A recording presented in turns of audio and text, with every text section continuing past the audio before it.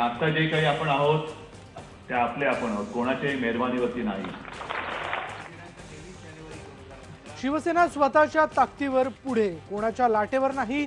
उद्धव ठाकरेंचा भाजपला टोला. शिवसेना प्रमुखांच्या जन्मदिनानिमित्त षण्मुखानंद हॉलमध्ये केली चौफेर टोलेबाजी.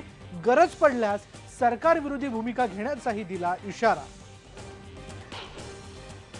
विषयावर आता चर्चाच करायची नाही असा स्वाभिमानी शेतकरी संघटनेचा अधिकृत निर्णय आहे. कोणीही नेता या विषयावर बोलणार नाही.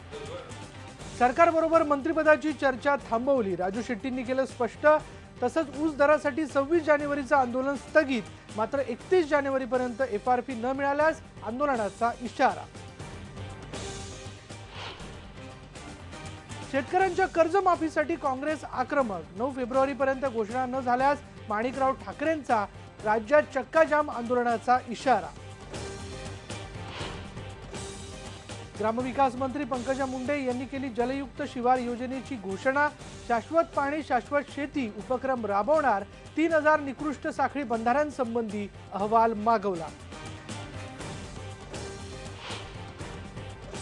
उस्मानाबाद जिल्ह्यात सरकारकडून शेतकऱ्यांची थट्टा. ज्या गावात सर्वात जास्त दुष्काळ आहे त्याच घोगरेवाडी गावाला मिळणार नाही मदत. केंद्रीय पथकानं घोगरेवाडीत अंधारात केली होती पाहणी.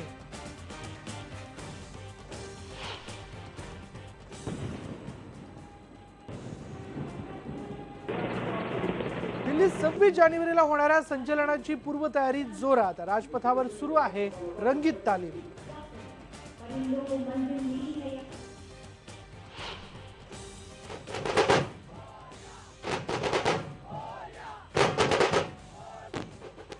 आणि माघी गणेश उत्सवाला आजपासून सुरुवात. सिद्धिविनायक मंदिर न्यासानं काढली गणेश मूर्तीची वाजत गाजत मिरवणूक.